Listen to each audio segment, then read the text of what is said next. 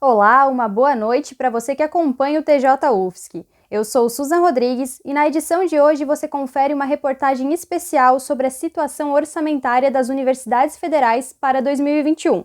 Além disso, eu te trago os números atualizados da pandemia da Covid-19 aqui em Santa Catarina. Não sai daí, que é logo depois da vinheta.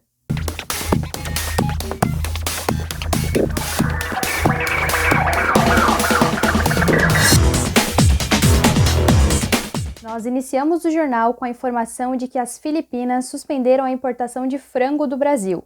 A notícia foi divulgada pela agência Reuters.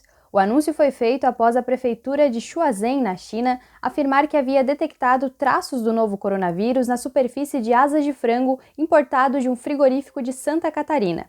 De acordo com um comunicado feito pelo Departamento de Agricultura das Filipinas, essa foi uma maneira de proteger os consumidores filipinos e ir de acordo com a Lei de Segurança Alimentar do país. As Filipinas representam 2% da exportação de frango no Brasil e são um importante mercado para Santa Catarina. Em nota, a Associação Brasileira de Proteína Animal afirmou que não foi informada oficialmente sobre a suspensão e que, caso isso se confirme, apoiará o Ministério da Agricultura, Pecuária e Abastecimento para que sejam dados os devidos esclarecimentos, abre aspas, já que se trataria de uma decisão sem fundamentação técnico-científico e pendente de esclarecimentos e demonstrações, fecha aspas. Agora vamos às atualizações do novo coronavírus aqui no estado. Já são 118.183 casos confirmados da Covid-19 no estado. Do total, 104.859 já se recuperaram e 11.582 continuam em acompanhamento. Desde o início da pandemia, Santa Catarina registrou 1.742 mortes. A taxa de ocupação dos leitos de UTI do SUS é de 77,16%, ou seja, dos 1.445 leitos existentes, 1.115 estão ocupados. Dos leitos ocupados, 502 são por pacientes com confirmação ou suspeita do novo coronavírus. Hoje, em Joinville, a Prefeitura prorrogou por mais 7 dias a suspensão do transporte coletivo municipal e intermunicipal. O prazo passa a valer a partir de domingo, dia 16. Além disso, uma outra medida foi adotada para conter o vírus. Será a aplicação de multa para quem descumprir o isolamento social. A regra vale para quem apresenta resultado positivo para a Covid-19, para pessoas com sintomas, inclusive se estiver aguardando o resultado do exame, e para aqueles que moram com pacientes testados positivos ou suspeitos para a doença. A penalidade pode chegar a R$ 6.000 nos casos reincidentes.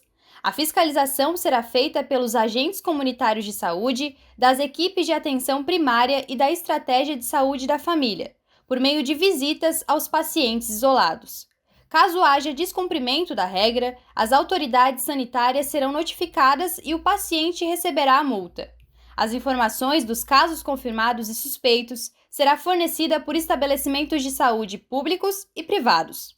A medida tem duração máxima de 14 dias, período recomendado de isolamento, e entra em vigor a partir de segunda-feira, dia 17. Bom, sobre política catarinense, a liminar que interrompia o processo de impeachment contra o governador Carlos Moisés do PSL, a vice-governadora Daniela Reiner, sem partido, e o secretário Jorge Eduardo Tasca, que tramitava na Assembleia Legislativa, foi derrubada. A decisão foi do ministro Luiz Roberto Barroso, do Supremo Tribunal Federal. Agora, o processo volta a tramitar na LESC. Bom, agora vamos falar de educação. Corte, contingenciamento, condicionamento. Você ouviu muito essas palavras aqui no TJ UFSC quando estávamos falando do orçamento para as universidades. Agora, um projeto de lei orçamentária prevê uma redução para essas instituições já no início de 2021. Você confere mais detalhes na matéria de Eduardo Vargas. R$ 1 bilhão a menos para 69 universidades. Basicamente, é essa a magnitude da redução que está no projeto de lei orçamentário de 2021, considerando uma redução linear, ou seja, igual para todas, de 18,2%.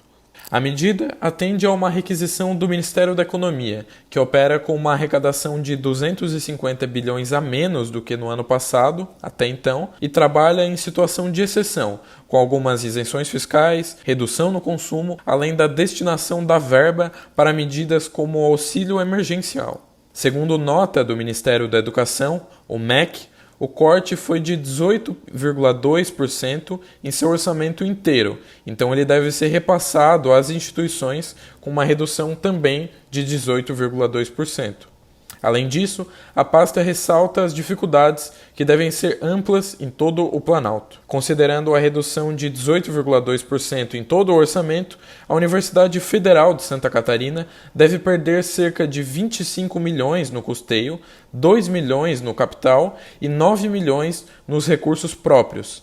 Esses orçamentos fazem parte das despesas não obrigatórias que a universidade pode administrar. Já os encargos pessoais não podem ser alterados pela universidade, como salários e afins, pois eles contam como despesas obrigatórias. O orçamento de custeio é o que a universidade utiliza em despesas como água e luz. Além disso, a redução do capital e dos recursos próprios pode gerar um impacto na redução de novos investimentos, como a realização de manutenções e revisões de contratos.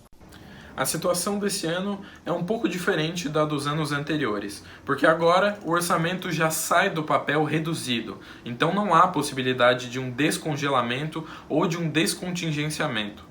A solução proposta, porém, é bem parecida, de dialogar com o Congresso e com os parlamentares e ver quais são as probabilidades. Porém, agora tem um objetivo que não existia antes, o de que esse projeto de lei orçamentária não seja aprovado no Congresso. Então, são duas frentes com os parlamentares.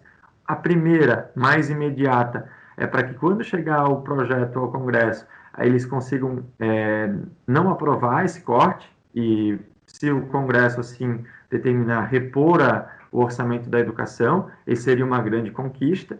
Mas se a gente conseguir, de certo modo, minimizar um pouco o efeito do corte e, se houver, não for de tão monta como foi proposto, né, porque 18 é muito, a gente tentar depois, via emenda parlamentares, conseguir essa suplementação, esse extra que a gente precisa para tocar as nossas atividades. Segundo a administração da UFSC, apesar da paralisação das aulas desde o dia 15 de março, provocada pela pandemia, não houve uma diferença muito grande nos gastos de 2020 em comparação aos anos anteriores.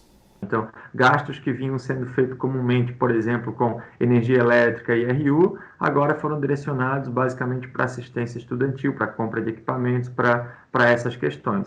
O gasto ele se manteve e até aumentou. Esse ano de 2020 nós estamos relativamente seguros porque nós conseguimos recursos suplementares.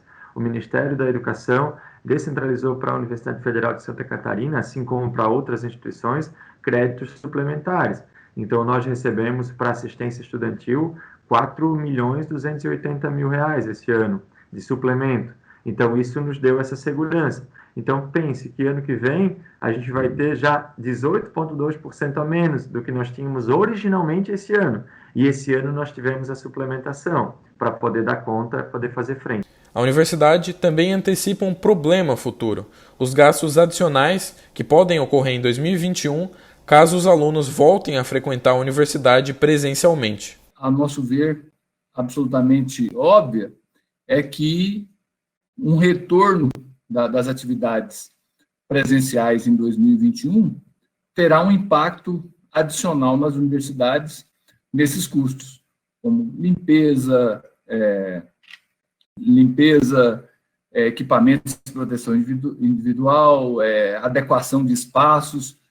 Tudo isso vai impactar seriamente o orçamento das universidades. Esse clima de incertezas não deve deixar um trabalho fácil para adequar as questões orçamentárias, já que cada semana os números mudam e é difícil prever a situação a longo prazo.